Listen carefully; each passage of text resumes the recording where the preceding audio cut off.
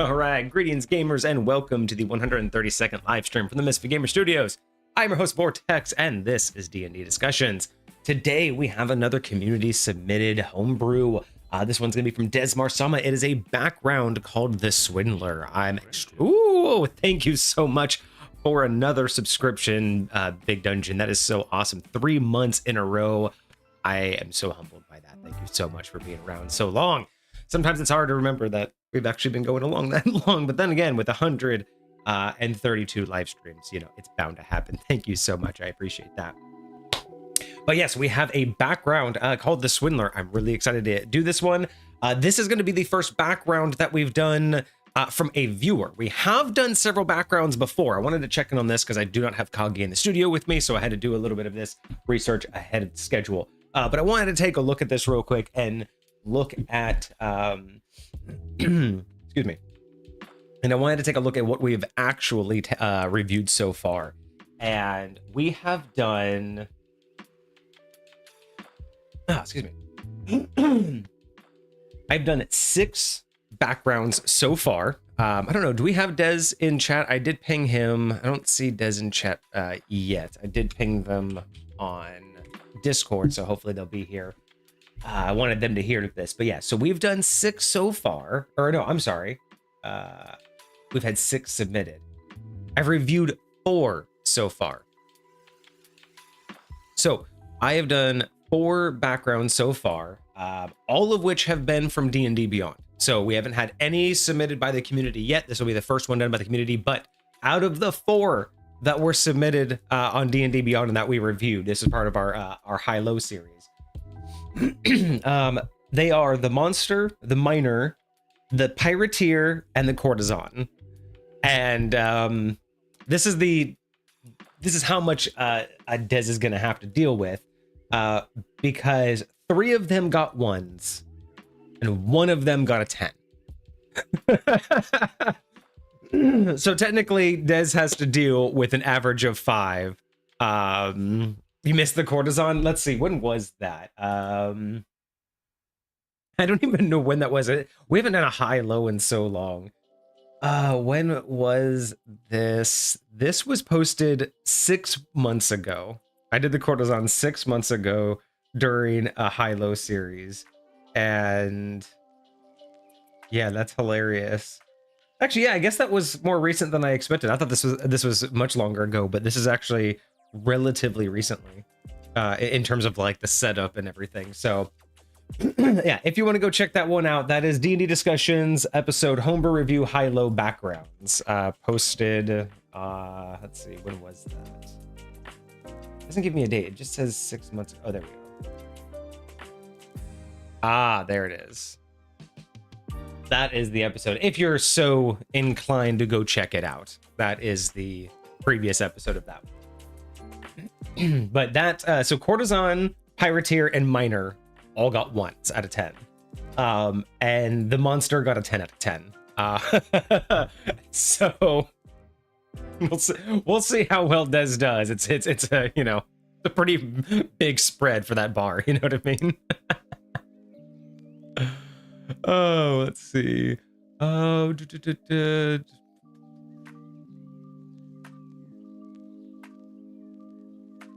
Oh, okay, so Big Dungeon, you were just here hanging out, no worries. We'll be here talking about this. Tune in if you want to, but otherwise, I hope you get a lot of work done. I hope everything's going good with your stream, too. Seems like the games have been progressing really well with everybody, so yeah, keep on going with it. I know the audience is really digging it, so keep all the hard work. It's actually showing really well. Des, you're here! Haha! Thank you. Awesome. What's going on? So I was thinking of a race as I was walking home from work. It's based off of the Red Sentience from Hot Wheels Battle Force 5. I have absolutely no idea what you're talking about. Let me know in the Discord. I would love to hear about it, but I can't give you anything off of that because Red Sentience, yeah, just nothing. I didn't even know Hot Wheels had like a battle force. That's awesome. It sounds awesome, but it also is not my wheelhouse. Des, we have not even started yet. I was actually just mentioning the fact that I've only done 4 other backgrounds before, but you're going to be the first from the community. So I've done 4 backgrounds. All of them were from D&D Beyond. And out of all of those, here's what you got to deal with. 3 of them got 1s, and the other one got a 10. So that's what you got to deal with. you have an average spread of 5 that you got to beat. So I think you'll be all right, to be completely honest. But yeah, hopefully, and this isn't your only background. We also have the Anarchist coming up in a future review. So we'll see where that one goes as well. So we'll see how well you do. But with 3 1s and a 10 on the field, I think you're probably gonna do just fine. I'm not that worried about it. Dungeon, your game sounds like it's a lot of fun. A big update is the Misfit Gamers Tavern, the wall at least, is officially done. All of the painting, all of the stuff is done. It is looking so phenomenal. I am so happy with it. There was a couple panic moments, a couple moments where I thought I had screwed everything up, but it's all done. I'm happy with it. So the only thing really that we have to do next is get the furniture.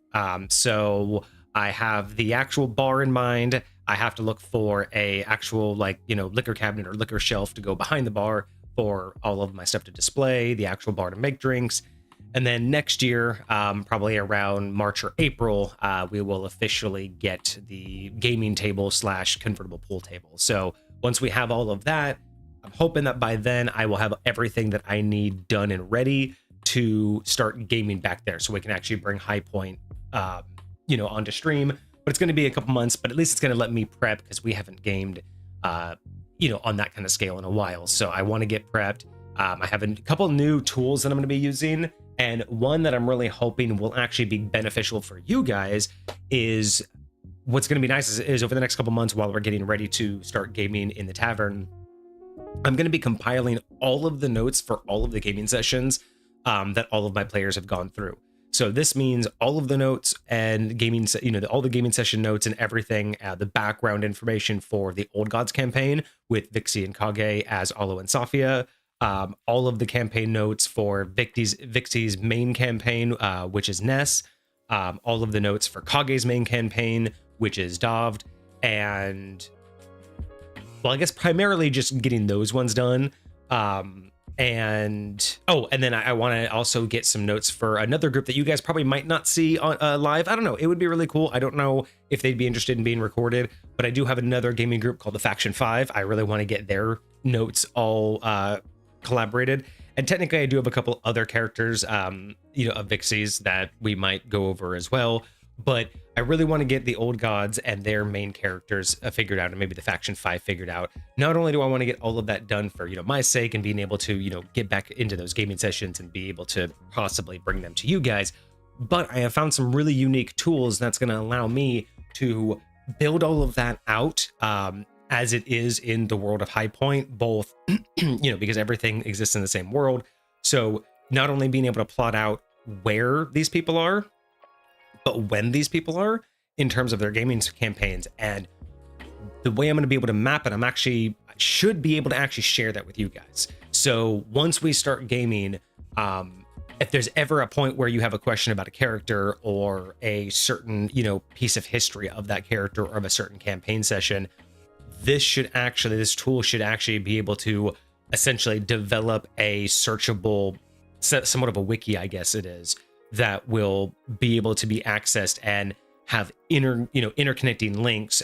And as far as I understand, if I could do it correctly, I'll even be able to have an interactable map. So being able to, I don't know if the interactable map will be able to be input into like the searchable wiki or not, but either way, having that information, I think, available to the audience, searchable and live on hand is going to be super beneficial. Because I know for me, a lot of the times, if I'm not, keeping up with gaming sessions, I know for watching Big Dungeons over the last couple months, it's been very difficult because if I don't watch after a couple gaming sessions, it's kind of difficult for me to keep up with character development, who's who, and what's going on. So I think having an interactable database that could easily be like, okay, who is this character again, and get some, quick snapshots. And the way that it works too is I should have my players be able to update their own notes, and those notes will also go into the updates for the audience. So I'm really hoping this all works out, because if it does, it'll make High Point so much more tangible,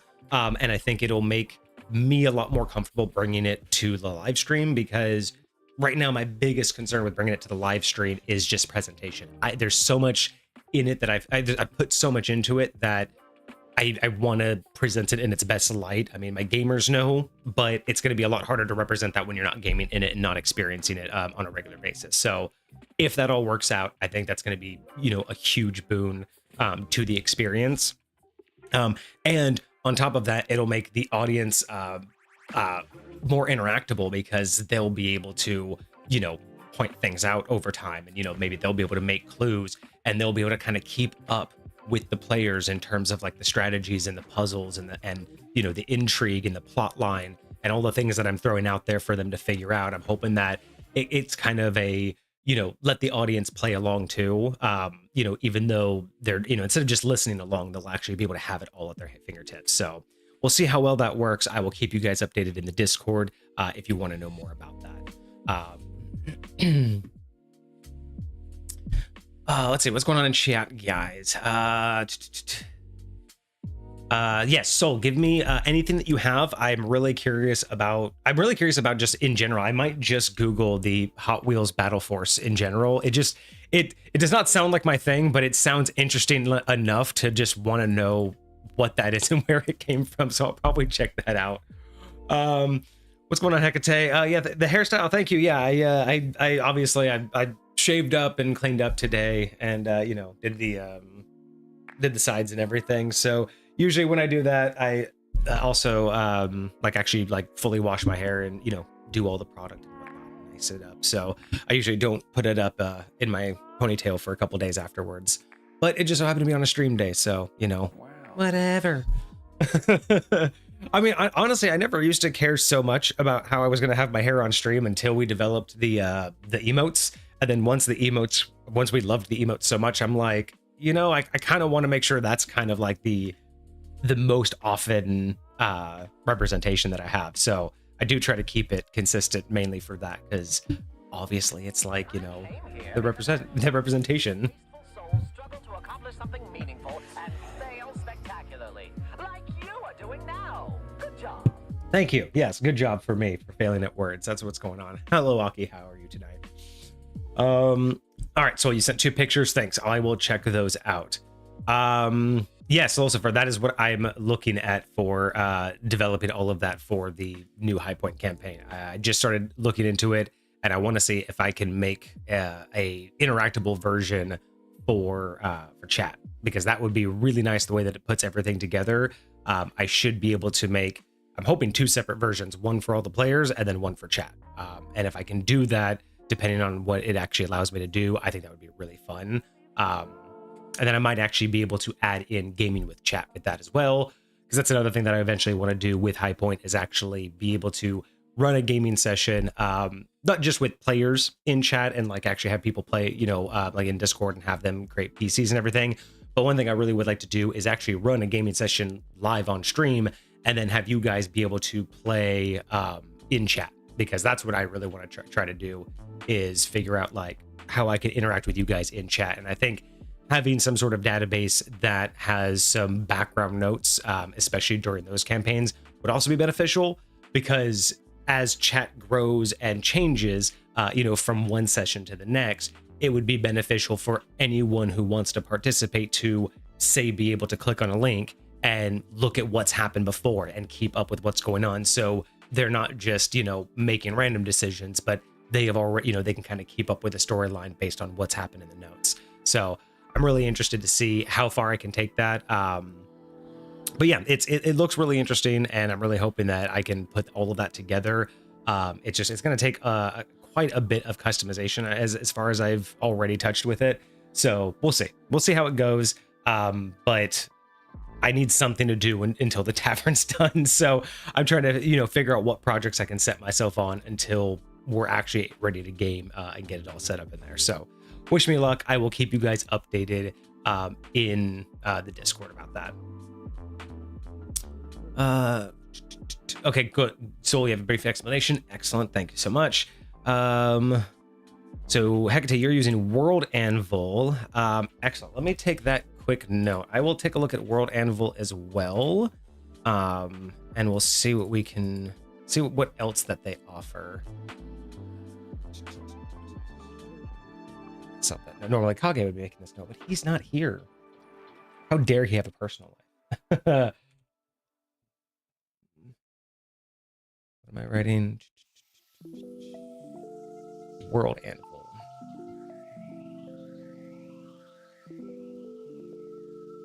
By the way, Soul, I'm still working on fixing our auto mod. I couldn't fix it the other day because I was on mobile only, and I haven't gotten a chance to actually dig into it. I think I just need to like turn off most of the modding and just not bother with it until it becomes a problem. I think that's the biggest issue that I have, is I have the auto mod just turned on too much. I don't even know where it is anymore. Auto mod, there we are. You.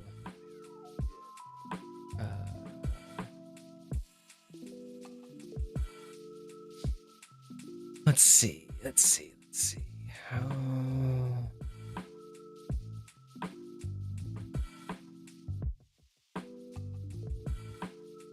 Here we go. Okay. I think this is the problem.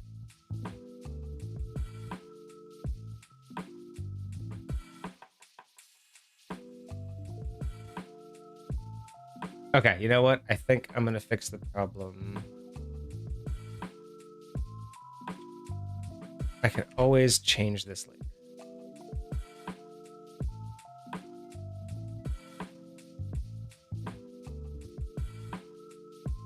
Okay. There, I think I fixed the problem now, so we shouldn't have any more issues with anybody in Discord having to fight with the auto mod and letting you guys post stuff. It was way too strict. I think I finally fixed it. Good, finally, it's over. All right, cool. So, yes, Hecate, I've made the note. I will check out World Anvil and see what that has to check out. The main thing that I'm looking at Obsidian for is the amount of plugins that it has. There's a few of them that I'm checking out that, again, I want to see what it can integrate with both Discord, Twitch, and in general, what I can do with external links, because there's a lot of stuff that I can do for campaign management, but what I'm really trying to look for is almost like a more of a wiki base or a database where other people can utilize it, instead of really it being to plan out my gaming sessions. I really want it to be more for people to be able to look back and see what's happened and just kind of be a generalized note taker for my audience as well as my players. So yeah, really interested to see where that goes. I will let you guys know in Discord what's going on with that, and if I come up with any new crazy figures. Soul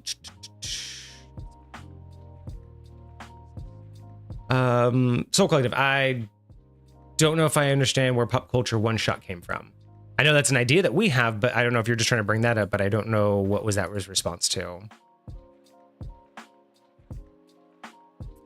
Let's see what's going on. Says sugary drink, great way to start the day. Absolutely. Tried world. Oh, so you've tried World Anvil. It's intimidating. That's nice to know. I wonder if it has any like additional plugins or additional other tools that you can work with it too. So yeah, I'll take a look at that this week and start working on it, because it's going to be a couple month project to get all of those notes compiled. Oh, having viewers play, yeah. So because so when it comes to like games in the Discord, we're gonna do the pop culture build one shots. We're gonna do build your own PCs, and then do like campaigns and stuff. We're gonna do we're gonna have a couple different ideas of how we're gonna run the gaming sessions, but one of the ones I'm really trying to integrate, especially with the high points in terms of the currency you guys earn, especially for like the first, second, and third, is being able to do stuff like that where running a campaign live on stream, and then having chat vote on like ways to do things, and then being able to spend like your high points to like fudge numbers, and do things like that. I think that would be really fun, but that's going to be very complicated to figure out how to do cleanly and smoothly, because I really don't want it to turn out to be where I make like a 30-second description but then have to wait 10 minutes for an answer. So I really am going to have to figure out a good, easy way to push out either polls or votes, or keep something ongoing that everybody can like interact with, and then as it interacts, it tells me what people are interested in. So I have a couple different ideas. It's just figuring out a way to integrate them into the stream, or just successfully do them without it being clunky and wasting too much time. Big Dungeon used Campfire right. It's a lot more friendly than World Anvil. It was so rough to learn. So Campfire right. I will take. Thank you so much. What's great about having, other DMs and other people in the chat, they can tell me what else I need. Let's go here. So, World Anvil, Campfire right. I will check out both of those this week. Thank you very much. Big Dungeon, I might hit you up outside of stream. I might hit you up on the side if you're cool with that. And I'd love to talk to you about any ideas that you've done, or how you've run it. I'd be very interested to know any advice that you have, tools that you use, or just some of the struggles that you ran into. So if you're cool having like an offline chat about that, let me know. That would be cool. But yeah, I have no idea what I'm doing, but yeah, that would be so cool to get some insights on someone who's actually run that, because I think it would be so awesome. It would be so much fun. Yeah, awesome. Thanks. I'll even tell you about a type of game that I heard about and that I've kind of refined myself, called One PC.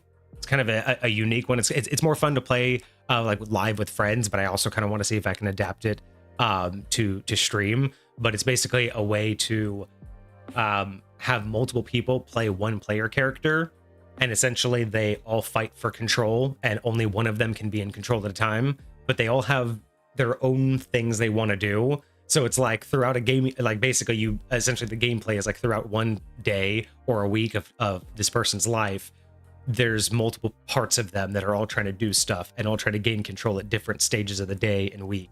So yeah, it's a cool little like alternative to a gameplay instead of multiple characters. So maybe we'll workshop some ideas.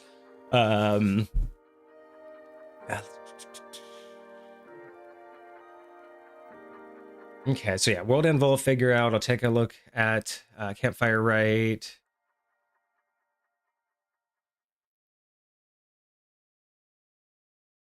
Are we gonna do special costumes or special outfits for the tavern? So probably if we do during the community streams, if there's a themed event, or you know, if we do like anything over the holidays, like definitely there's going to be special events and things that we do that we will definitely dress up for.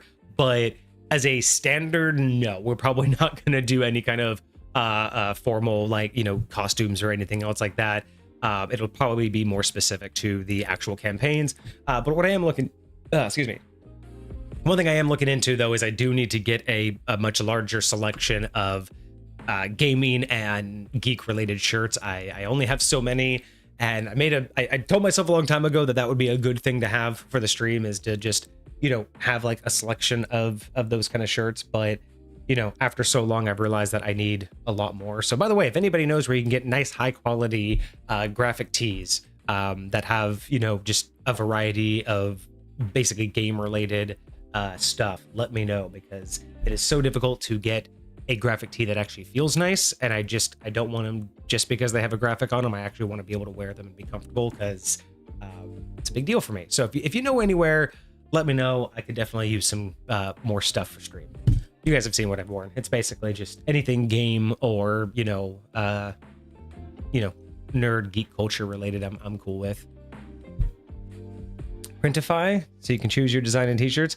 I'm always wary that so you would vouch for Printify having good quality, because that's my biggest concern about places that you design your own, is I'm always concerned that they're going to give you the lowest quality t-shirt and the lowest quality print. That's my biggest concern. Box Lunch, really? Box Lunch is good. Box Lunch, is that the place that you can find at a mall? I think if that's the place that I'm thinking of that you can find a physical location for, I think I've checked there and they didn't have what I specifically was looking for, but I will take a look at their website. Etsy. Okay. I'll be honest, I've never shopped on Etsy. Okay, yeah. Physical store, I didn't find anything, but I will check their website. Okay, Printify, there's a bunch of shirt types. Okay, so you just gotta choose what you like. Okay. I will take a look at that, and I will hopefully be able to find some stuff. Because yeah, graphic tees, there's just like Hot Topic, Spencer's, you know, the classic places, just not happening anymore. All right.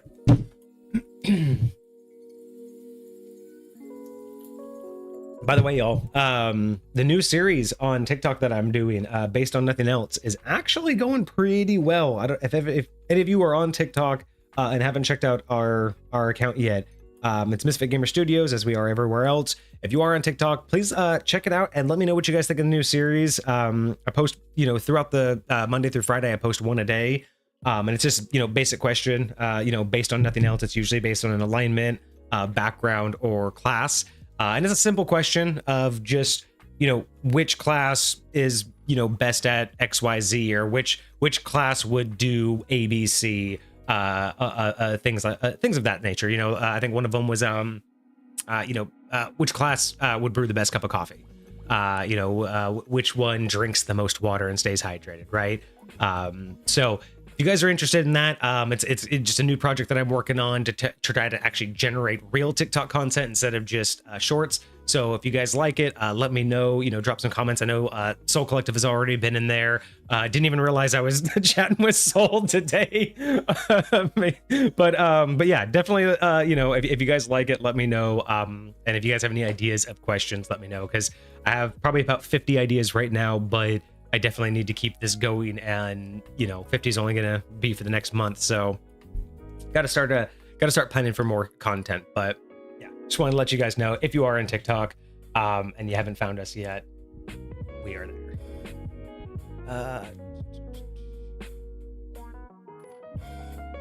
Loungefly. Okay, take a look at Loungefly. TikTok is Misfit Gamer Studios.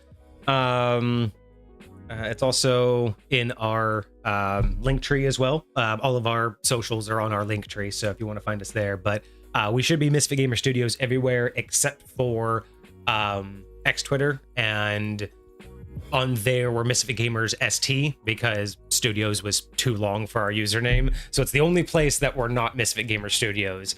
And of course, our VOD channel on YouTube is MGS Live. But other than that, you know, it's you can find us pretty much always by Misfit Gamer Studios. The problem is because we're so small, most other places, like, they may not pop up just because we're so small. It may be hard to search for us. So, but again, links are in the link tree if you need it. All right. Well, I think that is good enough for all of the updates. I think we can get to today's topic. Awesome. Thanks you, Big Dungeon. I will follow you back as soon as I get that update. All right, so today we are doing a background. Again, so for those of you who didn't know or who weren't here at the very beginning of stream, we have done only 4 backgrounds before. All of them were from D&D Beyond. 3 of them got a 1 out of 10, and 1 of them got a 10 out of 10. So the bar isn't really set very high. So let's take a look at what Des has sent us today. It is a background called The Swindler. Now, excuse me, I am really interested in this one because backgrounds are a really unique thing to add into a D&D character.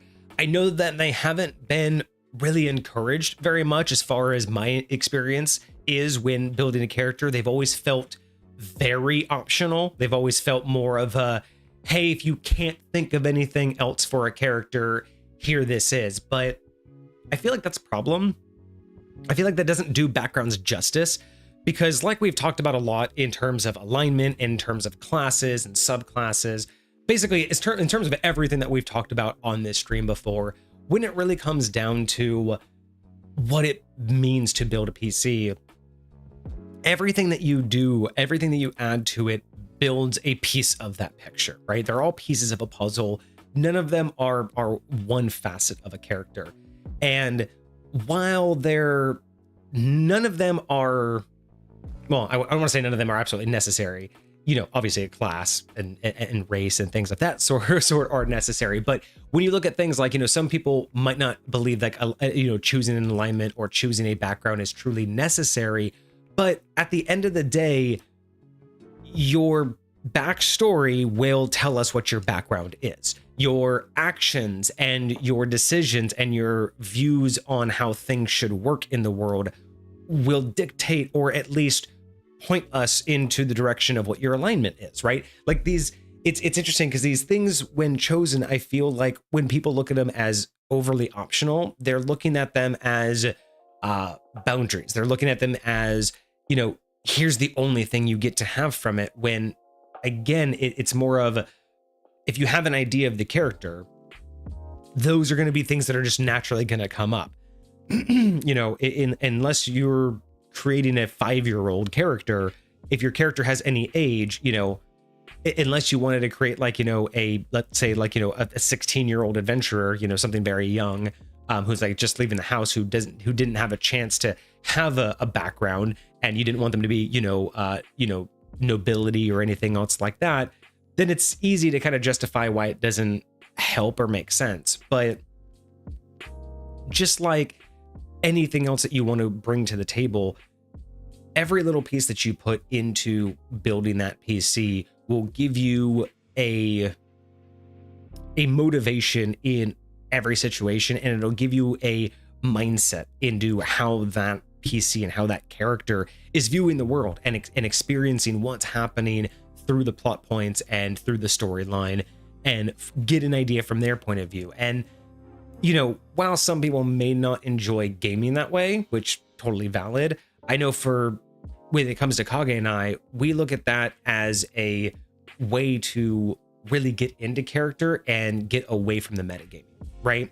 Because I think you know, for us, choosing a backstory isn't so much feeling like we're shoehorning ourselves, but it feels like we're enriching the entirety of this character that we're trying to make, and we are choosing where we came from to help guide those decisions. And it's not so much meant to be a you know, a limitation, but it's just meant to be an encouragement, right? If you choose a nobility path, you're going to be encouraged to, you know, use your character to talk to people of authority, to have an arrogance perhaps about you, to perhaps know about the finer things in life, you know what nicer jewelry is, or perhaps you'll know what ranks are, right? There's a lot of different things that you can benefit from a background, but there's also a lot of things that you can pull RP wise. So, you know, while you may, you know, be able to know certain nobility by the colors that they wear as a perk, you also may be encouraged to speak up when, you know, in certain rooms and certain people, because you know that you'll be seen, you know, in a certain light. You'll be seen perhaps on a pedestal with certain people because of the, you know, the background that you come from. And that's where, for me, it's always been one of those. I've never, again, we've talked about this endlessly on stream, but I've never felt that things like backgrounds, alignments, you know, they've never really been limiters. They've been encouragers, right? I think one of the things that Kage and I came up with is, you know, anything that you choose to put into your character to build that character, nothing should ever stop you from doing something. Whatever you've put into your character should always push you there, right? It's mindset. It's the ideology behind how you got there, why you're there, and what pushes you to continue.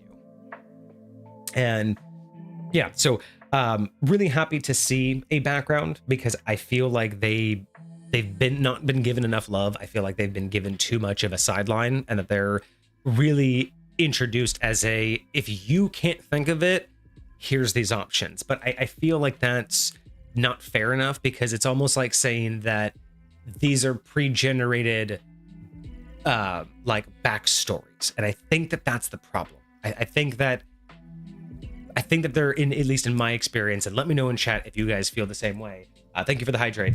I feel like my experience has shown me that people treat backgrounds like pre-generated backstories when they can't come up with an enriching character all on their own, which, I mean, yes, I can see how they could use it that way, but I prefer looking at these as, again, a one piece of that background, not the entire thing to help just lean on or be a crutch on. Thank you for that hydrate. Okay. But again, it's also something that I haven't been able to do from the community yet, so I'm really excited to see that. Now, with that name, let's talk about the name real quick. Swindler, obviously, I'm definitely thinking this is going to be con man, right? Swindler, I'm not necessarily thinking thief. Obviously, it's probably more designed for a rogue, but I'm thinking, when I think Swindler, I'm not necessarily thinking specifically taking from people. I'm thinking con man. I'm thinking I'm trying to deceive. I'm trying to lie, or I'm trying to, disguise myself even. So yeah, just trying to think of like what's it's inspired me for. I think I'm definitely thinking that this is going to be going in that direction. But I have no idea what I'm expecting from backgrounds. I don't know a lot about the 5th edition backgrounds and what they typically give. So yeah, hopefully this will give me an idea a little bit more about what 5e does with backgrounds. I'm assuming that, Des, you've modeled this after the standard background formula. So hopefully that'll be pretty easy to follow.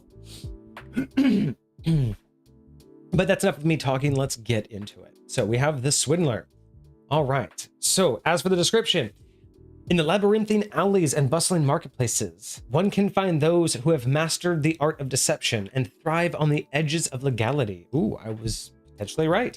Swindlers, with their quick wit, silver tongues, and deft fingers, navigate the fine line between cunning and criminality, often leaving chaos and confusion in their wake. Yes, I think I was right on this one, and that's exactly what I wanted to see. We have skill proficiencies in deception and intimidation. Interesting. I would have expected Insight, I think I would have expected insight, maybe even persuasion, but persuasion. Intimidation's interesting though for a swindler. I would think, yeah, I would assume, like, because if you're going to deceive, I would think insight to make sure that you're not going to deceive in the same case, or be able to talk your way out of being deceived. Kind of slyly call someone out on it. Or persuasion, as in, if you can't, lie to them, you can basically get them on your side after the fact. So interesting that we went with intimidation. I'm hoping that we see that come back in something else from this background. I'm hoping that we build off of that, right? Because as of right now, based on the description and the name, I think persuasion would have been the best option, but we'll see. Tool proficiencies, we get one type of gaming set, which I believe in 5e, and correct me if I'm wrong, chat, is a dice set or a card set. I think that's the only 5e gaming sets that you can get, dice and cards. I don't think they have dominoes, and I don't think they have there used to be another one. Chess is in 5th edition. Gotcha. Okay, I think that was the other one, was what I was thinking of, is chess. Yeah, because it was dice, cards, chess, and I think that there was I literally just said it and then my brain just froze. Yeah, it's always been relatively limiting on the gaming sets. And then you also get thieving tools. Or thieves tools, not thieving tools. Thieves tools. Dragon chess, which is 3-dimensional chess played on multiple levels. Interesting. I'll have to look that up. I didn't know that was dragon chess. That's fascinating. I'm surprised that they have dragon chess, but not dominoes. I think in an earlier edition there was dominoes. I'll have to look into that. Ooh, actually, sideline idea I'm gonna put out for myself for a stream idea.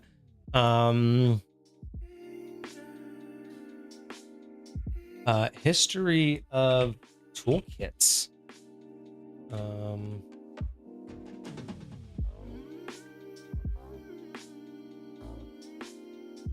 I already wanted to do a history on skills and proficiencies, but I think a history on like toolkits would actually be really, really cool.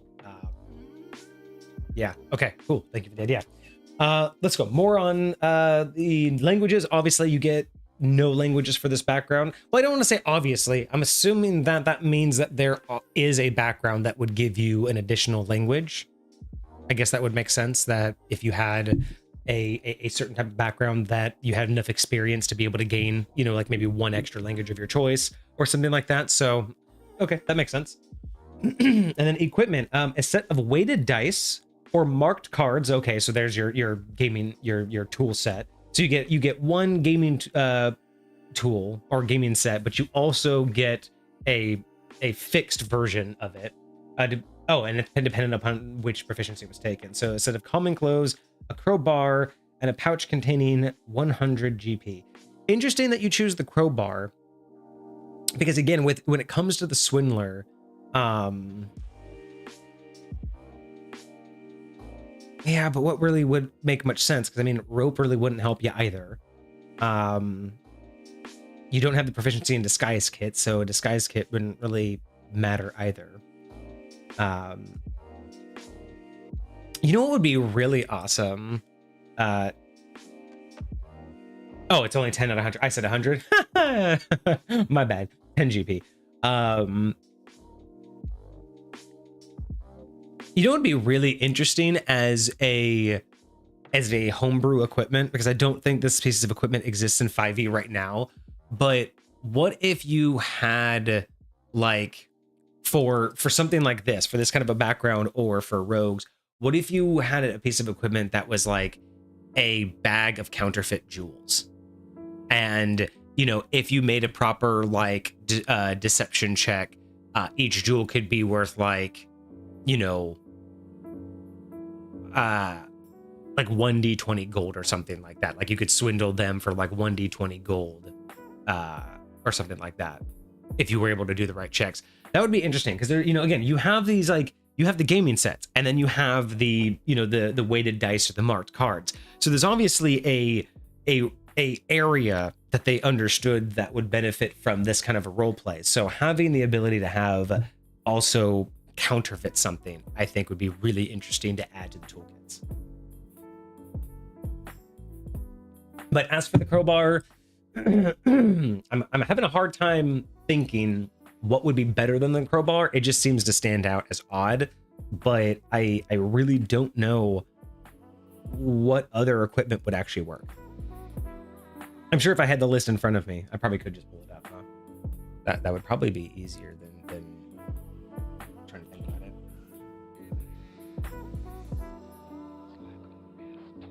Again, this is where I need Kage to actually like have more of the 5e knowledge than I do, because then I don't have to look everything up.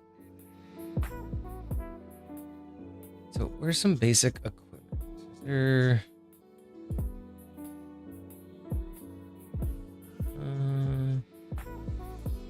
This is not what I'm looking for. Oh, here we go. So it's like adventuring gear, right? I guess that's where it would be.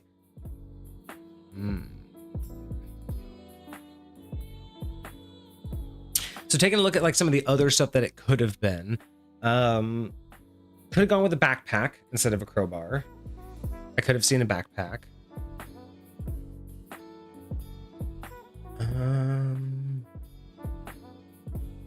I could see a bag of ball bearings.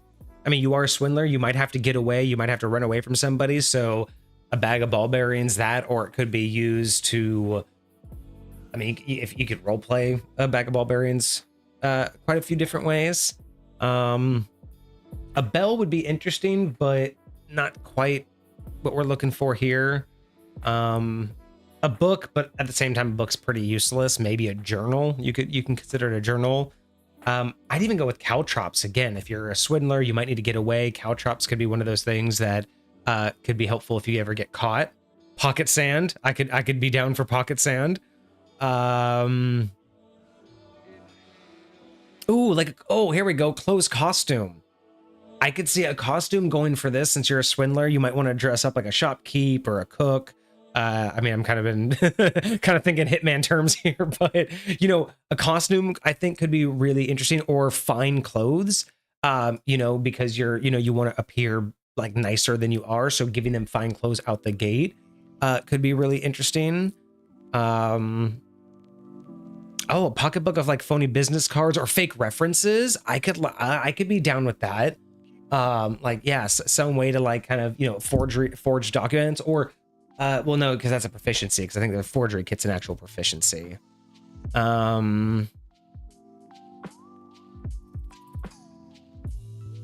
looking at the other ones, I'm not seeing anything overly great. You can give him soap and make him a soap salesman. But yeah, so I would just say that the crowbar is the only thing that makes me just kind of go, huh? Like, you know, I don't know why I would use a crowbar if I'm just trying to swindle people. So there could be some other things, but it's not that big of a deal. It doesn't really like, you know, overbalance or imbalance it or anything.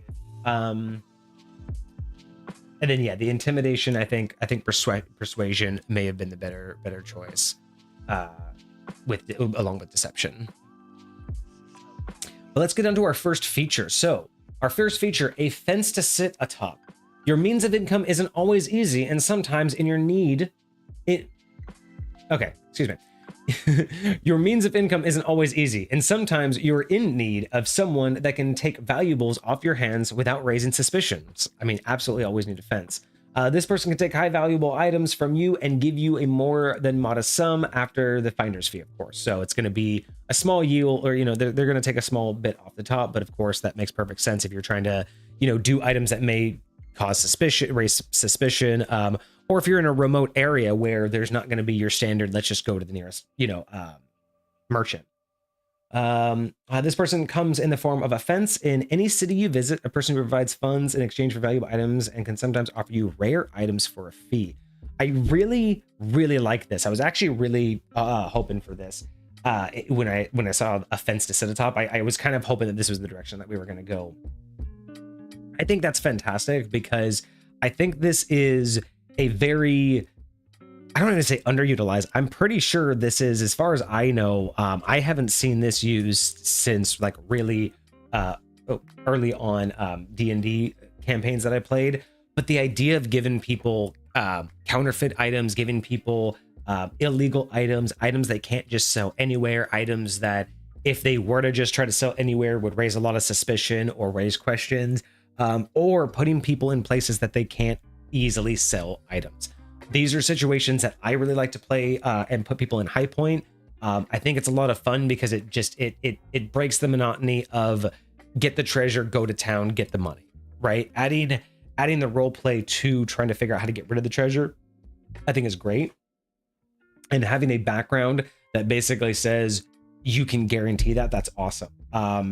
The thing with this though, what I would probably do, just because, I mean, that's a huge bonus. I will say, just by choosing this background, always being able to find that person, I mean, whether or not that's necessary, that's really great. I would say the biggest issue I would consider that this might bring is that it's unfortunate that there's just really not a huge a lot of gaming sessions that would lean into this. So I'm hoping that when the DM sees a character choose this, I would hope that they would think about that and bring that into it as well. It's definitely something that would work in High Point, just because that is absolutely something that you would run into, and I would absolutely be okay with having this. This is usually something that you would have to game to get, or find an NPC that can introduce you to fences, but I would absolutely allow a background that you were able to just find them.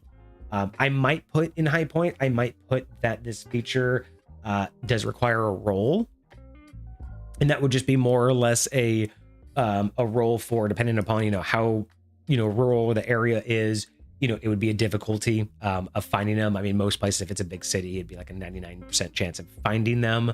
But if you're in like, super, middle of nowhere, I might make it more like a 50% chance that you'll find a fence, in town.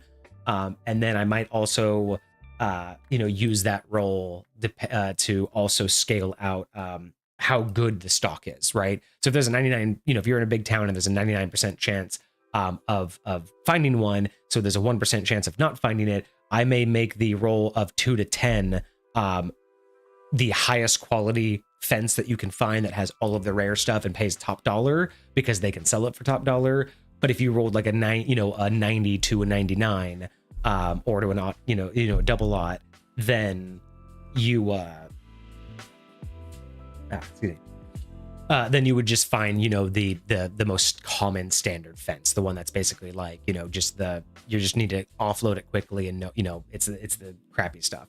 So that's probably what I would do, but I don't necessarily suggest upon this, is because that's usually more complicated. Most people don't want to play that way. That's something that I have specifically for High Point to constantly enrich the gameplay. But I love this for a background, to have a background that's about deceiving people and getting to have this opportunity to find someone to sell your illicit items to. I think it not only brings out an aspect of D&D that just nobody utilizes, but it also encourages the DM to bring out a new type of gameplay. So I am all here for this. I would add the rolls, but that's not so much what I don't know if I would say I would change what you've written, as in that's how I would implement it. So that's different. Normally I would say what I would change to the writing, but even as an application of High Point, I don't even know if I would add in any writing that says those are the rules that I would make. That's just probably how I would run it. So it's not saying that it needs roles. I like it as is. I like the idea that you can do it. I prefer just having a scale of potential failure, but within that scale of success, I also like a varying scale of how well and how much you get from that performance. So well done on that one. I like this one a lot. And again, it definitely it makes me more want the persuasion as well, because it makes me seem like you're much more of a con man, and much more of a makes me think that if you're going to choose this, you're also going to be constantly trying to negotiate and whittle down shopkeeps and get better deals. So I think persuasion would also be great for that as well. I'm really curious too, for the fence. I'm very fascinated to know if you would add any advice into this on what DMs could do, or what you think DMs should do for fenced items, right? Like, would you consider like, hey, a base finder's fee is 10% plus 100 GP of the item's cost, or 10% plus 10 gold for the item's cost. Do you have are you just kind of a up to the DM kind of thing? But I mean, yeah, I would be really curious, because if you had an idea like that, that could be also something you could add here, is just in parentheses, or even just a small table of how you would, adjust things, right? So you could even say like, hey, if a normal item would cost this much brand new, and this much, is how much the player can sell it for, this is how much the fence will buy it for, right? And then maybe you could even have an indicator of like, if the item's considered illegal, add 50% to the price, something like that. So you could even easily add a table to give DMs a quick snapshot of what you're thinking, or just an example of what they would be able to do in order to create a fence system, without them having to have a player come onto their table, say, hey, I want to play this background, and I'm allowed to have this fence that I can find to sell stuff. That the DM might feel a little bit forced to come up with a system that would make that work. But I think that you could easily make an example table for some of those DMs who don't have as much. Because like for High Point, it's definitely dependent upon the item and the place that you are. So that's a lot more dynamic for me. But I could see a lot of DMs being interested in the idea, but not necessarily comfortable building their own stuff. As a DM, if only one of my players showed up with this, I'd come up with the quick network defenses, the Titan Thieves Golden table with variables like random additions. Oh yeah, I for most DMs and most creative DMs, I don't think it would be very difficult for them to add it in. But again, just as just as an offer to new DMs, putting a quick table as an example of just take 10% off the item, and then that's how much they'll sell it or buy it for, or they'll buy it for X number more than they could normally sell it for. But of course it would be it won't raise suspicion or anything else like that.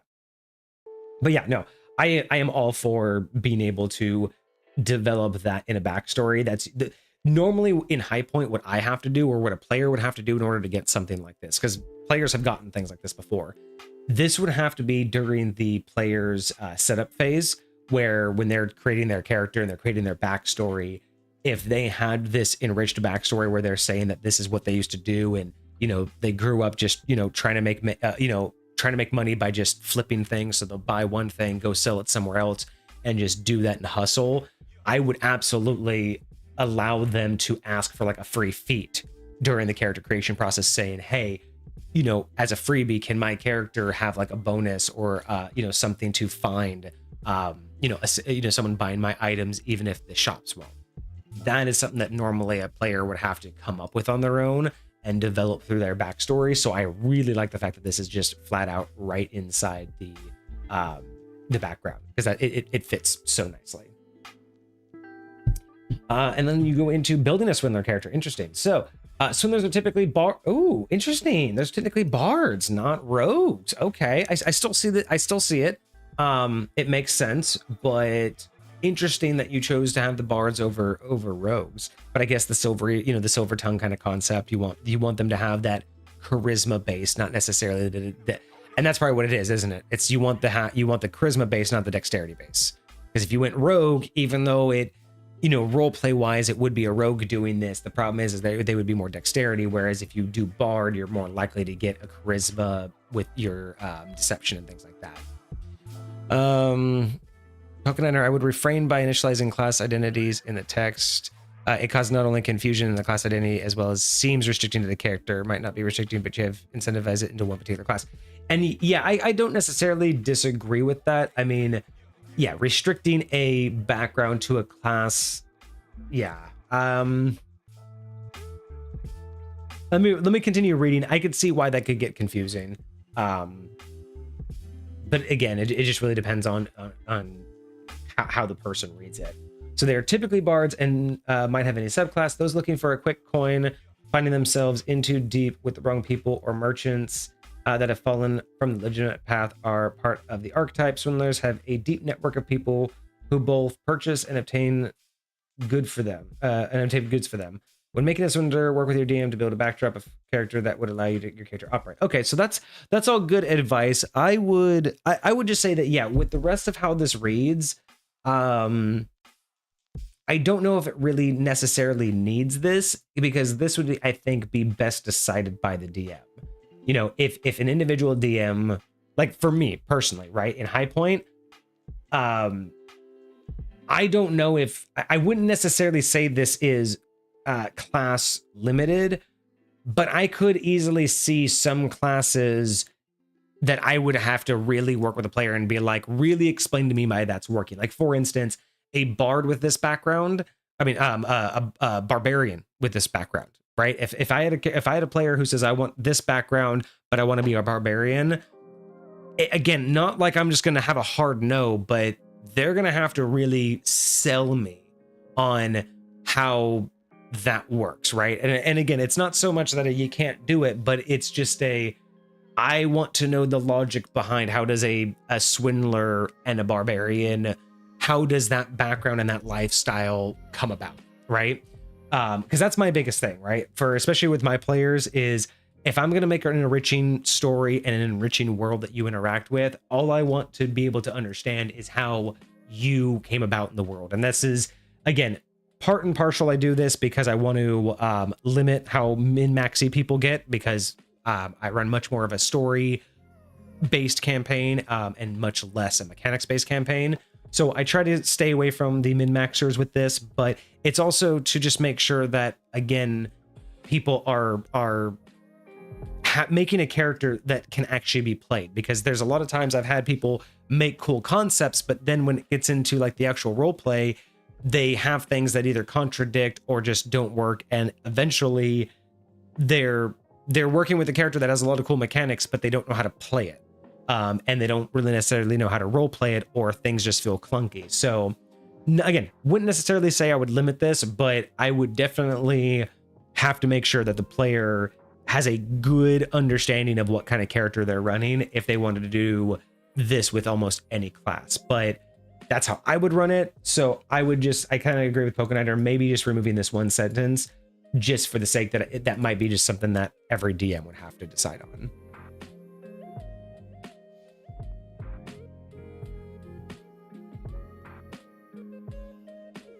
on. Backgrounds have a build an X character section. Oh, do they? I don't know anything about these about 5e backgrounds. So they all have like so all backgrounds normally have like a built for like section, like they all kind of identify as being meant for certain backgrounds. That's interesting. I'll have to look up some backgrounds from 5th edition. And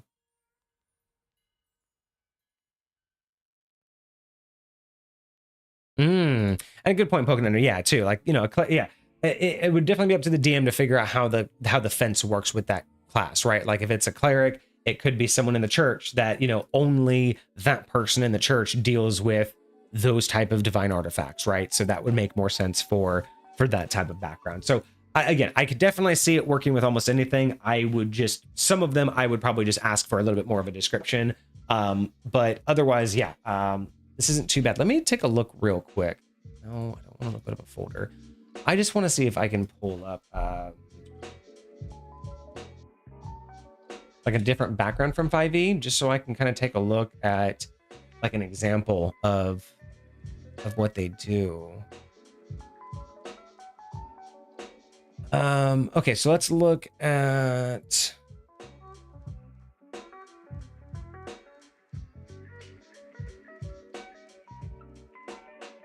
okay, so this one has a description, ability scores, feats, skills, tools, and equipment.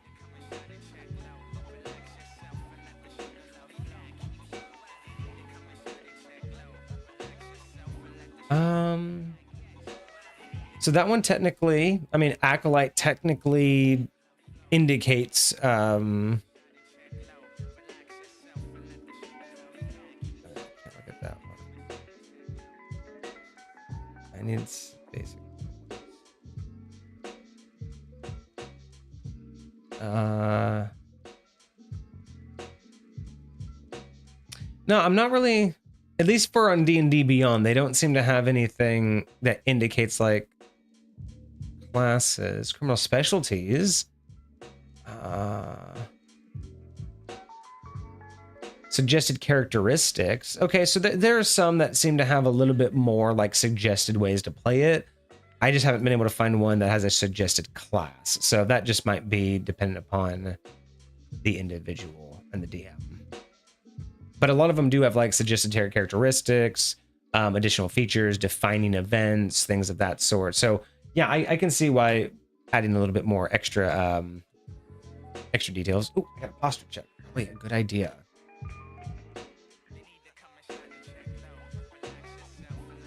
Okay, so they have it like under suggested characteristics. Gotcha. Okay, and that's the thing. Like, there's so many. I'm not gonna like click through all of them. I just wanted to get like an idea of that. So again, yeah, definitely not a bad thing. I don't necessarily think that you know, suggesting it is absolutely necessary, but I see where you're kind of going. If that's like where in your particular gaming session, that's where you would push it. That's totally fine as well. So more suggested characteristics. Adventurers who work as swindlers tend to develop personalities similar to merchants. Swindler's personality traits table suggests various traits you might adopt. So again, before we go into the traits, developing similar traits to merchants, to be honest, man, it really makes me want this to have persuasion now. You know what I mean? Deception and persuasion, those two seem to fit more with the merchant than intimidation, in my opinion. So I still think that might be like my biggest change so far. So Swindler traits. Oh, we got a couple different. So Swindler traits. I love the art of bartering and will always make sure I get the better deal. I kind of like that. It's definitely a good way for Swindler, always making sure that you know, you have the higher negotiating power. I kind of like that mentality. When meeting someone new, I always promote my wares to upload as much merchandise as possible. That could be really irritating in a campaign. Just, hi, how you doing? Oh, you're here to give us our campaign information? That's great. Do you want a dagger? I got this lovely golden dagger for you. No, you know, that's okay. You're here to give us the campaign information. That's fine. What about a bracelet though? I got this nice diamond encrusted. No. God, I mean, it makes you turn invisible. Okay. Campaign information first, and then maybe map to a secret treasure later. Those who buy from me find the items they buy.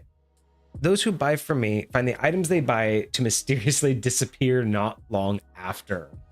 That's an interesting one. I'd really be curious how players would implement that, because obviously there are ways that we've seen magic can create items temporarily and then the items will like disappear. So that would be really interesting if you could combine it with something like that. Or if you multi-class and you are a rogue and then you just make sure to always mark them and then go steal your stuff back. That would be hilarious too. Yeah, that's a fascinating trait. I have a passion for alchemy and can make miraculous potions as far as my customers are concerned. As far as they're concerned, they will heal you of anything that you need. Don't you worry. It's only 2 gold. I feel as though I can convince a cow to buy milk. Okay, so again, that one would definitely be more in the yeah, that's probably more of the deception category. But yeah, being able to be the fast talker, I like that trait. The overly confident aspect.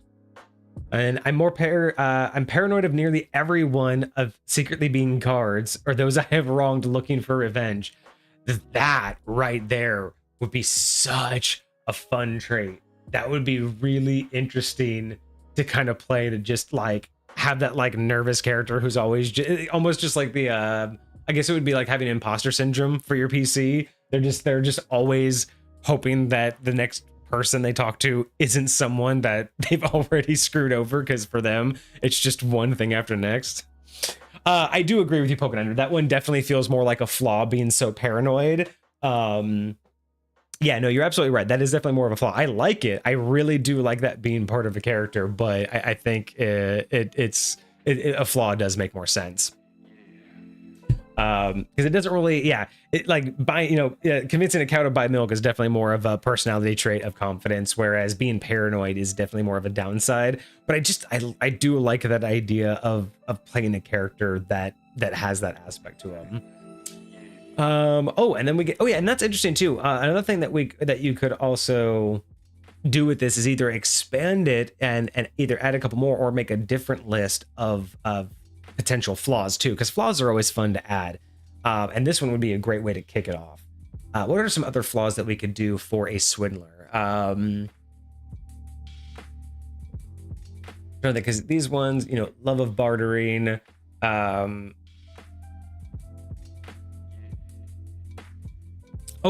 flaw could be that you over barter and over negotiate because you're always worried that you're instead of over bartering, you could have a flaw that says that you're frugal because you're always concerned you're going to miss out on the deal.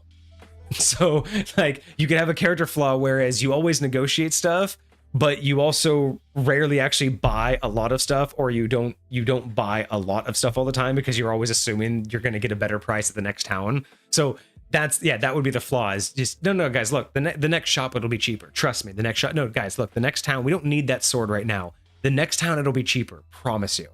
That would be a phenomenal flaw for this character. Is just you always believe the next person you talk to will have a better price. I sometimes find myself disclosing too much when I'm in the zone.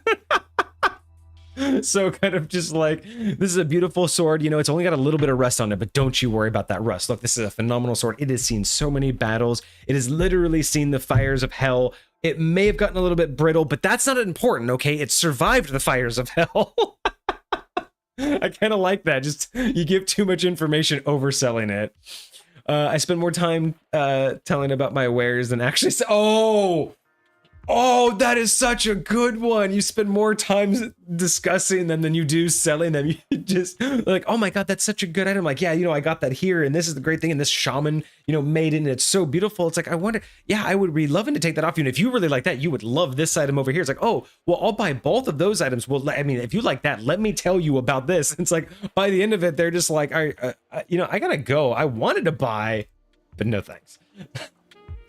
Oh, those are some great flaws. Oh, here's another flaw. Kind of going along with the paranoid of always running into everybody or running into old people or people that you've wronged. What if you're constantly paranoid of being swindled? So at the end of deals, you're always like treating the customer poorly. Like you do everything great until the end of the sale. And then like every coin they hand you, you're biting them and just looking at them like, is it real? Yeah. You sure you got enough? Like you just, your flaw is that as soon as it comes to selling an item, you suddenly get paranoid that they're trying to pull one over on you.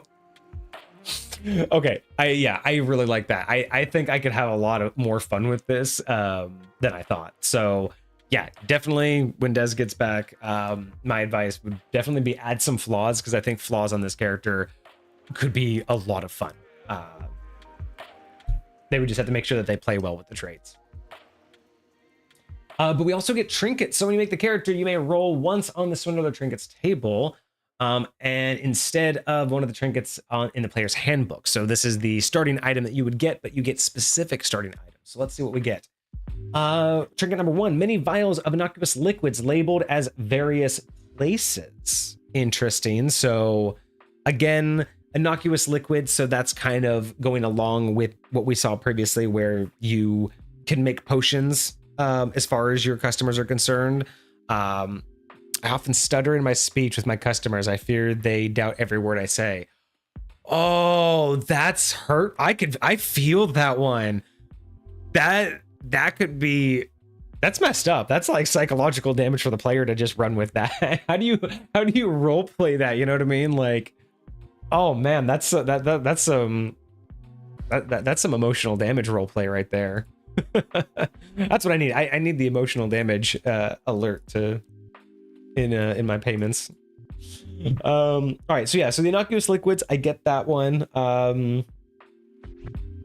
It's either innocuous liquids or you maybe like start out with you get many vials of non-toxic food coloring. Maybe that would be interesting instead of just random liquids. What if you were given like just a set of food colorings that were all safe? So no matter what you made food or drink wise, you could color it and make potions and stuff. Snake oil, bottles of snake oil. That's basically what I read this as. Many bottles of innocuous liquids. So they're innocuous, right? They're not going to hurt anybody. They're not going to do anything, no. So they're basically snake oil, but an alternative would be just a bunch of vials of food coloring. I think could be another option. Welcome back, Des. So yeah, the only other option or the only other suggestion that we've made is definitely take this and start a flaws list, because there could be some really fun flaws that you can play along with this, as well as traits, because all of these traits are great for playing like the overconfident character or having different mindsets. But some of the traits that Hoganiner was mentioning are really good, or having a trait where you always assume you're going to get swindled, like as a flaw. So you're always waiting to get swindled yourself. A lot of different ways that you could add some fun roleplay to it. Let's see. So next trinket is a black book of my loyal customers and those who are easy marks. That is interesting. Definitely something that you wouldn't want to lose, because that could be super incriminating. What would be really interesting is adding in, to make it just extra spicy, not just of my loyal customers and easy marks, but I'd almost want to throw in like a black book of my dealings with loyal customers and easy marks. So it's almost like basically they're walking around with evidence of all of the shit that they've done wrong. So, but I do like that. I do like them, because that could be such a unique side plot point for a campaign. The book gets stolen and like, guys, no, I won't. I have to get that book back. You don't understand what's in it. Like just names, addresses, and like specialties and stuff. That would be a really fun tool for the DM to play with. An assortment of knickknacks that look more expensive than they actually are. That I love. I love that for this kind of a character. Another fun thing for a DM to use this, I would absolutely put it in my own personal notes that this black book contains the real name of the BBEG, but the character doesn't know who it is. That would be great. Is at some point they could find out why this book is so important, because like at some point in the campaign, a bunch of people try to steal it, and then they find out why they're trying to steal it is because it contains the real name of like the BBEG, even the one that they know about, but they don't know what name it is. So it's like, out of all the people that they've ever had as a customer, now they have to think back and be like, shit, I've actually helped the BBEG at some point. That could be really fun. You can add a whole a whole part of the plot where the stuff that the BBG is doing, or like some of the items that the BBG has, were got by this background, right? Like were got by this person. So that could be a really fun way to utilize that black book.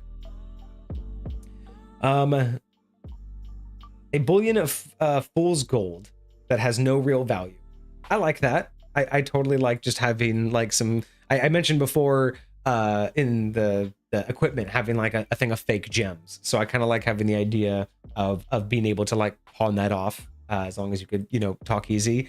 I mean, again, not necessarily buying like magical items with it, because obviously a shopkeep would be, good. But if you're just kind of like going between town to town and you just need a place to sleep, or, middle of the night, and you just hand someone, a single piece of gold in the middle of the night, as far as they can tell in a torchlight, it looks like a piece of gold. Maybe they'll give you some food, right? And then you move on with your day, and then no big deal, right? I like that as part of like the character development and the character building. The logo of a former legitimate business I failed to keep running. I love that. This is where I kind of was also suggesting earlier, having some sort of forged documents, right? Having some sort of forged papers. I think there is, I don't know if there's another background or where I read this, but I want to say that there was another one that offered like a whole nother identity. So when you made the character, like one of their things was that it came with a whole like separate identity of documents, right? Different birth certificate, different like school papers, different name.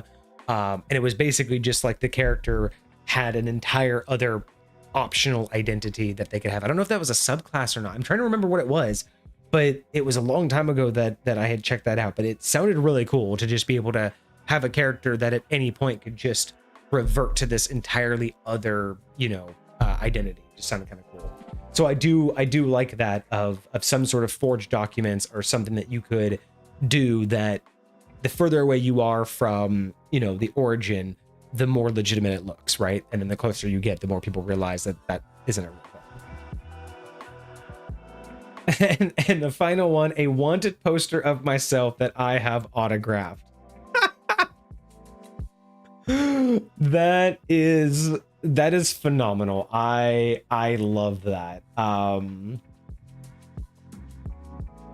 That would be really interesting. That would definitely go along with one of the overconfident traits of just like, oh yeah, I just keep this around to remind myself how good I am at what I do. That's so good. Wow, this is really cool. I really like the idea behind this. I mean, I really, again, it's just now that I've read it all, I completely stand behind that persuasion really should replace intimidation. I do agree that it doesn't necessarily need this sentence, but you know, that's not really like super breaking or imbalanced or anything. It's just, I don't necessarily believe it's necessary. I love the aspect of offense. I would probably dictate that there would be a role required for it, but it doesn't need one. That's just how I would apply it. The traits I think are great. I think it definitely could use some flaws along with it. And I really do like the trinkets. The trinkets are really good. I might come up with a couple different ones on my own, but otherwise this is a really good list of trinkets. Just a very solid list. I mean, I could even see these being able to be, again, for like maybe certain type of higher level games, like higher fantasy kind of games. You can even make some of these partially magical, which would be kind of nice. You know, not make it, you know, too overpowered. But yeah, this could be really interesting. I do like these trinkets though, especially that black book. Like, I think that might be my favorite trinket of all of them. The idea that you would have something that you want to hold on to the whole campaign, something that you would want to make sure doesn't get taken. Like, it adds such a unique dynamic to the character without giving them anything to really utilize, like in combat or in the campaign. You know what I mean? Like, it's not gonna really do anything, but it has such potential because they could revert to the book if they want to find a contact in a certain town to get some information. If they want to sell something, if, you know, they need to get some extra quick cash, if the DM wants to utilize it as a plot point, you know, steal it from them or something. That's yeah, hands down, the black book is my favorite trinket. Out of the traits that you've offered up, I will say, I mean,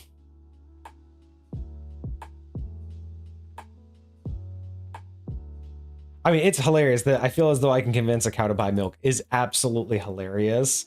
Yeah. So out of the traits for the Swindler, this one I feel is like my favorite in terms of just like the one that I enjoy and am entertained by the most. But I will say that for the background, the loving the art of bartering and making sure that you always get the best price, I think is my favorite trait in terms of which one I would use. That one, along with the black book, are the two that I would probably want to have for my build.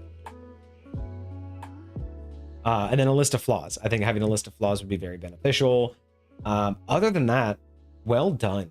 Well done. I do like this for a background. I think backgrounds are, again, they're too encouraged to be optional, and they don't, I don't think people take enough forethought to actually like benefit from the backgrounds as they could for how a character got to where they are. You know, it's not just a part of the back, it's part of the backstory. It's not the entire backstory. And that's where I think something like this is just perfect. I could build such an elaborate backstory with this background. Like, just, you know, why do I know fences and how do I find them? You know, how does that trait, you know, how has that trait helped me or hindered me throughout my travels, and how has it gotten me in trouble? You know, who's in this black book? What information's in it? And why is it so important to me, right? And how will my DM let me use it? All of that is really phenomenal. So my only other consideration now is, outside of this should be persuasion, there should be flaws, I think my only other change, now that I'm officially done reading it, this should have been, and I'm going to double check to make sure that 5e actually has this, because I don't want to sound dumb. Yeah, they do have it, right? Okay, I want to make sure. I didn't want to speak out. So 100% now that we've seen this, and with the trinkets, with the traits, I honestly believe this should be forgery kit. I think with persuasion and deception, a forgery kit, a gaming set, ability to find defense, and then these traits and these trinkets, I think that you would have a absolutely solid background. I just think that intimidation doesn't really work with anything that we've read. It doesn't seem to fit the concept of being a merchant. I think persuasion is a little bit more in the mindset that what you're looking for. And thieves tools, while it does make sense, the fact is that this seems to be more about the items that you have and not so much obtaining them. So I would think that a forgery kit would be great when you're trying to say, if you want to sell to someone and you want to make sure that you have the license for it, right? So you don't want to pay, the town guard to have a license to sell something, or, maybe you want to make sure that you have a forged ID so someone will actually listen to you and buy your item, right? You want to forge, credentials. A forgery kit would be awesome, because then you could take an item that you just found, but then you could forge a letter of authenticity and say, hey, this isn't just any old dagger. This is a dagger from, King blah, blah, blah from such and such place. And this, and here's the, the letter of history on it that shows exactly why this dagger is so important, right? I think that would feel way more in line with the Swindler, because then at that point, you're much more able to be dynamically used throughout the campaign. So I think forgery kit, intimidation, and then something else, switching out the crowbar. I think we had come up with a couple ideas for switching out the crowbar. Again, backpack,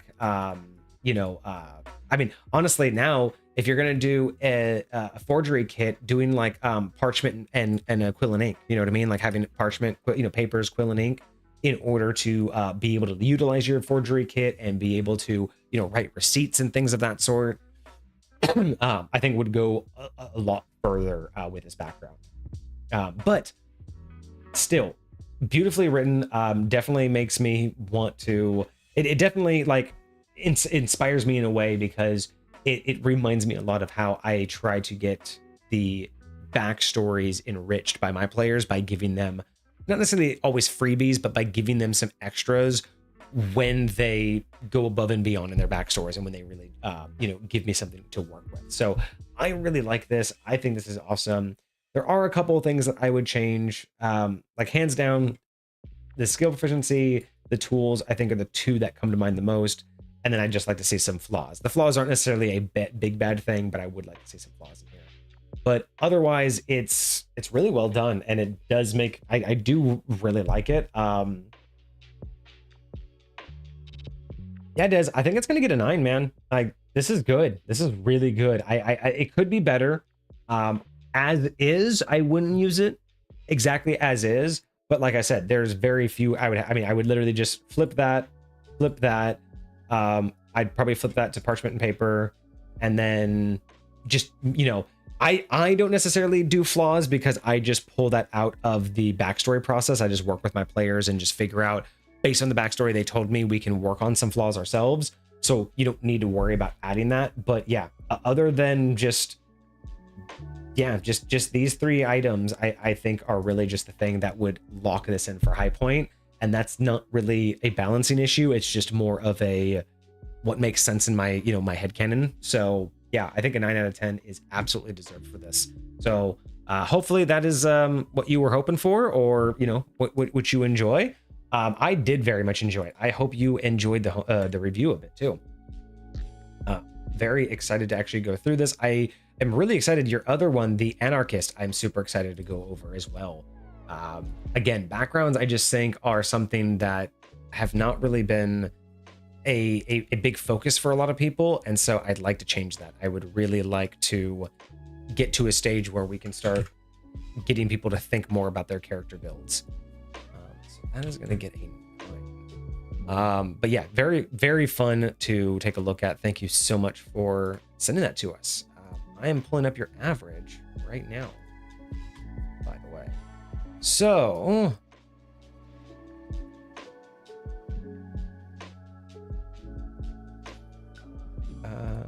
no, that's not right.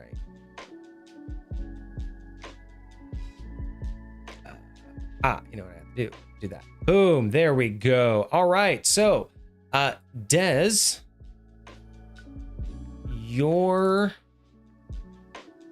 think I'll like the Anarchist even more? I hope so. I am very much looking forward to that. I will get with Kage as soon as I can and figure out when we're going to get that. So Des, you have submitted, or we've at least reviewed 5 items, and as of right now, out of your 5 items, 4 subclasses, 1 background, you are sitting at an average of, you were sitting at an average of 6 out of 10 high points out of the 5 items that we reviewed.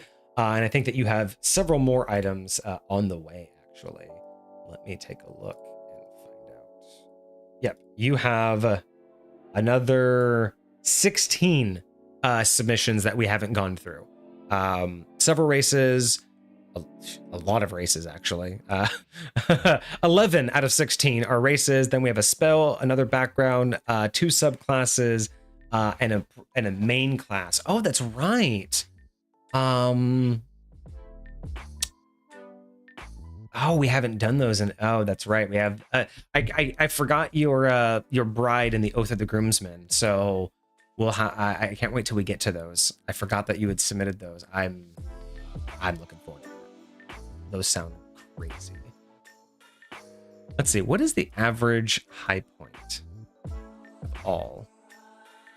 Interesting, y'all. So if you guys are curious, including everything, all submissions, all D&D Beyond, the average high point, just period, out of everything ever given. Let me make sure. Oh wait, hold on. I gotta make sure that those are gone, so it doesn't count those. Yeah. So out of all homebrew reviews, the average high point is 6. That's interesting. That's interesting. We've had some low one. We've definitely had some ones, and we've had some pretty low scores. But the average over everything is still 6. That's crazy. That's super crazy. I would not have expected that at all. But that's how it goes. All right. Those are some rookie numbers. Need to bump those numbers up. Hey, you know what? I wish we could go faster. Trust me, Kage and I have constantly talked almost every week at this point for probably the last like 6 months about the idea of potentially expanding homebrew review, just because we have a ton of items. We love this series. We want to do more of it, but trying to shove 2 items into a day, it would just be way too much. We feel like we would not be able to really absorb everything that you guys write up and really go through it. So we're hesitant to try to do more than the one.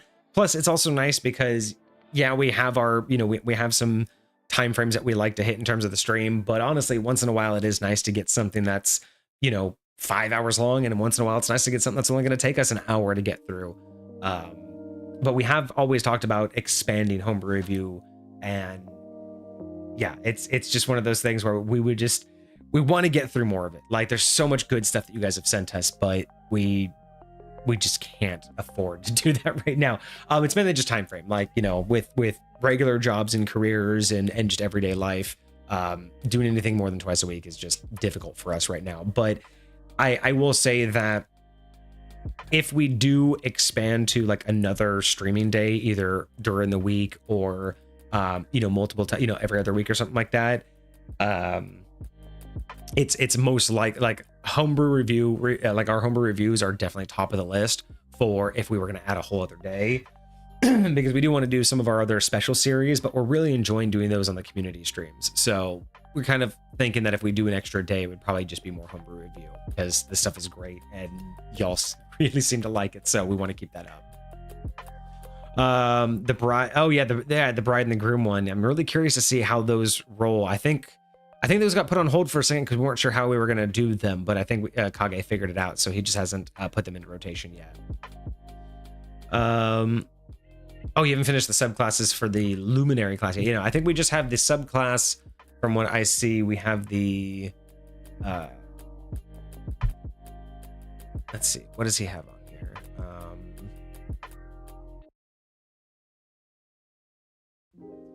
So we have a subclass, a paladin subclass, Oath of the Groomsman, and then we just have a straight class, the Bride.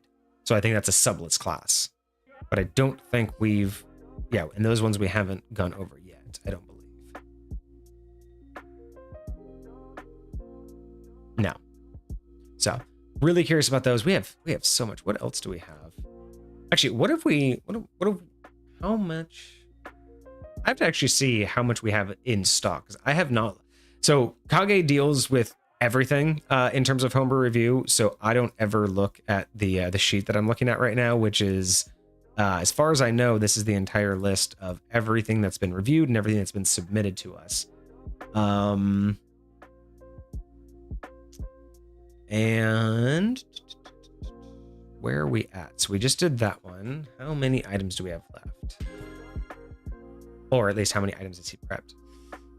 So, well, I say only, but then again, we're thinking about we only do this once a week, but we have 35 items left on the submitted list. So we have 35 items and then we will be out. But then again, that's 35 weeks. So it's not like we're short of items. But what do we got here? We have a bunch of stuff from Dez. We have a bunch of stuff from Pokeniner. Hecate, you have about 5 or 6 items left on there. We have about 4 or 5 from Marty the Fearless. We have oh,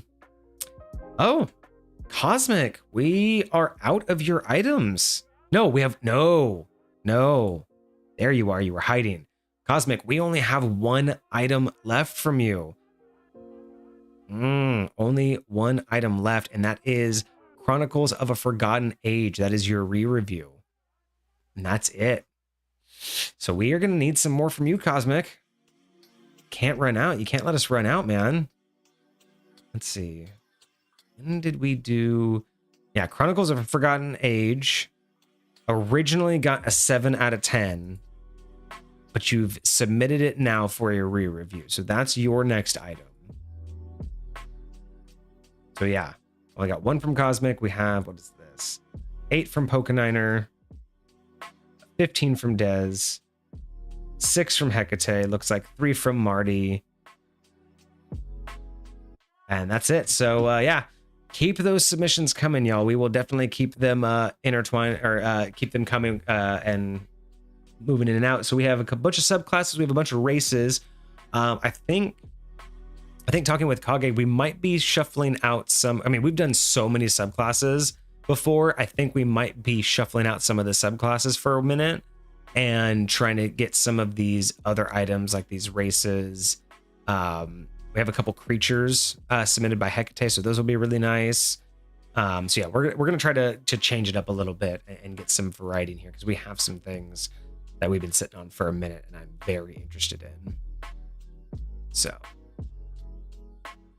Chat, you got any other questions while I have this pulled up? I don't know if you have any questions on the leaderboard about any scores or any other potential info or upcoming stuff while I have it up here. But yeah, what's next week's? I don't know because I don't do the schedule usually. If this is in order, don't take my word for this. So ping Kage in the Discord. For those who are not in the Discord links in the chat. You can submit homebrew review or ideas for us to do on stream. So if you want to see us do a review of your stuff, put it in the chat. But if this is at all in order of what he thinks is gonna do, then next week should be a subclass review from Pokeniner. And it looks like it may be the Hustler subclass. So don't quote me on that. That may or may not be the actual item, but if it is, it'll be another subclass. but I don't know because again, he has a process to figure out, you know, who's gone last or who's gotten an item done recently. Because obviously, first time submitters and newer viewers, like they usually get a little bit of a priority, and then anybody who's had a lot of items reviewed recently will usually get second priority if we have some other stuff. But yeah, that may be next week's. Just ping Kage in the Discord to confirm.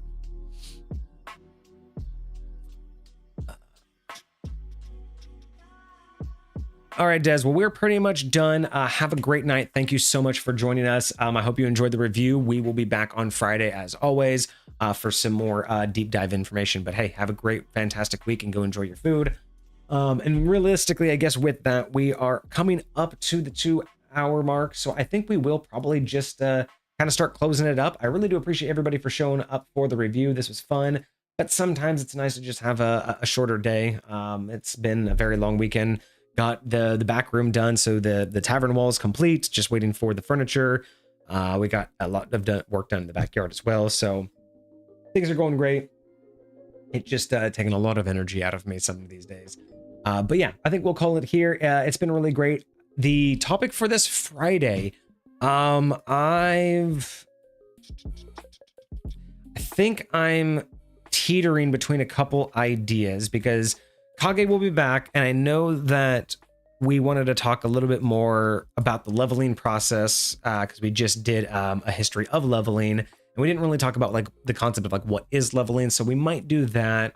I'm also thinking about doing, if I do another history of, I might actually do the history of toolkits or skills and proficiencies. Those are the two that I've really wanted to do recently.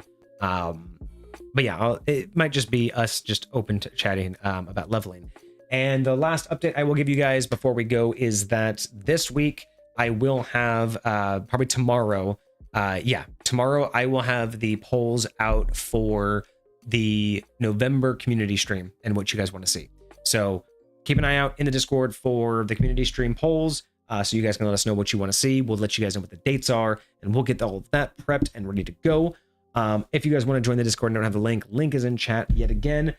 Join the Discord, submit your homebrew that you want us to review, submit topic ideas, and also be able to tell us what you want to see on those community streams, or just chit chat with the community and hang out and be cool. Otherwise, if you want to follow us on any of the other social medias, we are on TikTok and YouTube. We have a VODs channel that has all of our live streams. So if you missed anything or want to see any of our other previous streams, you can do that. And then of course we have shorts and stuff on YouTube and TikTok as well. So if you want to see any of that, Linktree is in our chat as well. So go ahead, click there, like, subscribe, follow, do all the cool things. If you liked this and you're on YouTube, let me know in the comments what you thought, what you guys might think. Definitely want to know if you guys have any ideas for flaws. I was really fascinated with Pokenender's ideas, so I want to see what you guys have as well. Other than that, that's going to be me. I hope you guys had a fantastic weekend. I hope you have a fantastic week ahead of you. I'll be back on Friday as always. But anyway, I'm out of here, y'all. Have a great night. Cheers.